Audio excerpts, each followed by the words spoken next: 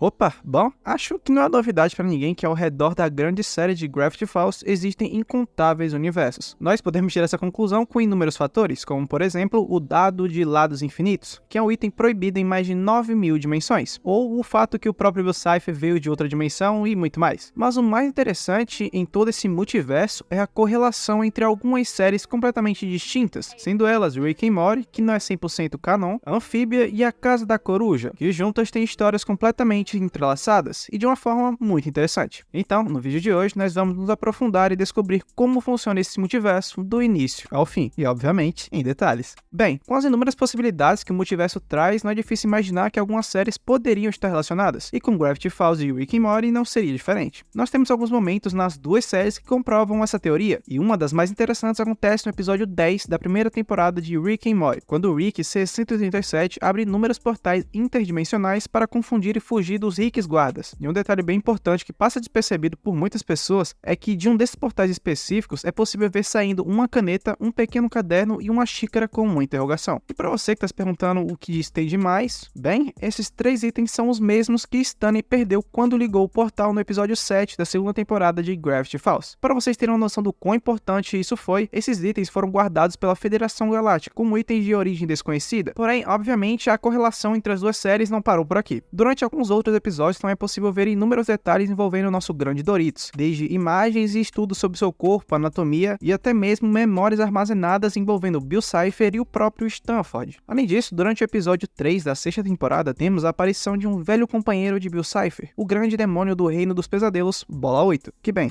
já tinha ido dessa pra melhor aparentemente. Voltando pra Ford, também é possível notar o envolvimento dele com o próprio Rick dentro do diário número 3, que mostra seu cartaz de procurado tendo uma mensagem muito interessante, que quando traduzida dizia basicamente Rick estava aqui. E também é possível ver eles dois comendo junto em um dos episódios de Rick and Morty. É claro que nem tudo deve ser levado como canon, como nós dissemos antes, e existe uma limitação bem clara aqui, porque se for dessa forma, essa cena de Bill Cipher junto com Jesus Cristo em Os Simpsons fica um tanto bizarra, não é não? Além do fator que nós temos muitos detalhes escondidos envolvendo todas as maiores emissoras, desde Disney, Cartoon Network e Warner Bros. E esse é um outro ponto-chave da história. O multiverso envolvendo desenhos de produtoras diferentes seria um tanto irreal, mas com desenhos da mesma produtora, a história é diferente. Por exemplo, nós temos no próprio Vizinhos Green uma cena que aparece em pelúcias de muitos desenhos de diferentes produtoras. Aparece desde Bill, King, Perry e muitos outros. Mas bem, chega de falar do que não é 100% sustentável. Vamos direto para o ponto principal, que é contar a história do multiverso envolvendo Gravity Falls, Amphibia e A Casa Coruja, que já adianto para vocês, é bem interessante. Para os fãs das três séries, não é novidade que elas sempre estiveram fazendo menções umas às outras, como por exemplo no episódio 10 da segunda temporada de Amphibia, que é basicamente o episódio inteiro dedicado à Cabana dos Mistérios de Gravity Falls e as versões alternativas de Sus e Stanley como protagonistas. E sim, eles são sapos aqui. Além disso, o próprio Sus no episódio questiona Stanley se ele não acreditava que eles eram na verdade versões alternativas de uma outra dimensão. Já teve a sensação de que existimos simultaneamente em vários universos paralelos sem ter nenhuma consciência da existência uns dos outros? Além disso, existem alguns outros fatores que nos fazem crer que no passado houve contato entre a Amphibia e o Reino dos Demônios, como por exemplo, uma imagem embaçada da Casa da Coruja que a Doutora Frakes descobriu com a ajuda de seu portal interdimensional, ou principalmente um estranho mapa com 6 mundos deixado em um dos livros de Andreas. O ponto principal dessa imagem aqui é, desses 6 mundos, 4 estão interligados ao mundo de Amphibia, enquanto o planeta Terra estava sem uma linha o conectando, dando a entender que eles já tiveram contato com esses 4 mundos, ou os dominaram, enquanto o planeta Terra faltava uma rota certa para chegar lá, coisa que eles descobriram no fim da série de Amphibia. Outro ponto importante envolvendo essa imagem é o fator que desses 4 mundos específicos, um deles é extremamente parecido com o mundo dos demônios, dado principalmente pela cor de seu oceano, que é um roxo bem marcante não visto em outros planetas. Esse fato por si só deixa claro que os sapinhos de Amphibia tiveram contato com os demônios da Casa da Coruja, mas infelizmente não existia nenhuma evidência clara que eles conseguiram dominar ou manter contato, a não ser, é claro, por um detalhe bem pequeno que passou despercebido por muitos de vocês, e até por mim mesmo. Em um certo dia, Camila Noceda, a mãe de Luz, cozinhava tranquilamente enquanto ouvia um artigo de Annie dizendo que estava perdida no mundo dos sapos. É claro que existem muitos outros detalhes pequenos que aparecem nas duas séries. Detalhes pequenos que, assim como os outros que dissemos antes, podem apenas ser referências soltas. Ou não, né? Quem sabe? Nós já explicamos que Amphibia e a Casa da Coruja estão definitivamente interligadas e dividem o mesmo multiverso, certo? Agora é o momento de colocarmos Gravity Falls na história. E confie em mim que a forma que eles se interligam é muito boa. Antes de mais nada, eu tenho que esquecer que Edalin, ou apenas Eda para os mais íntimos, ganhou acesso a um portal interdimensional quando ainda era apenas um adolescente. Para quem não conhece a história da Casa da Coruja, depois que Eda ganhou acesso ao portal, ela passou a visitar o planeta Terra sempre que podia, agindo sob o pseudônimo de Marilyn. Para Marilyn, ou Eda, viver uma vida pacata não era nem um pouco interessante. Então toda vez que ela estava na Terra, ela arrumava alguma coisinha para fazer. Ela gostava de tomar umas, curtir por aí e tudo mais. Ela gostava de bagunçar, resumidamente. Quando estava na casa dos 30, ela decidiu ir para Las Vegas curtir um cassininho, quando de repente se encontrou com Stanley Pines, um jovem garoto, não tão jovem também, viciado em quebrar regras e fazer confusão aonde passava. O destino foi tão generoso com os dois que eles se encontraram quando ativaram juntos a mesma máquina de caça-níquel. Para Stanley, obviamente, foi amor à primeira vista. Aquela garota era tudo o que ele sempre sonhou. Ela tinha um jeitinho único, manipulava os dados como ninguém, tinha aquele cheirinho de perigo que obviamente o fez apaixonar imediatamente. E o principal, ela usava uma camisa muito bonita, dizendo mais de 30 e sedutora. Como dissemos, foi amor à primeira vista e o bobo apaixonado Stanley imediatamente pediu a bruxinha em casamento. Apesar de que no final ela só curtiu a noite com ele e foi embora, pedindo divórcio após miseráveis 6 horas.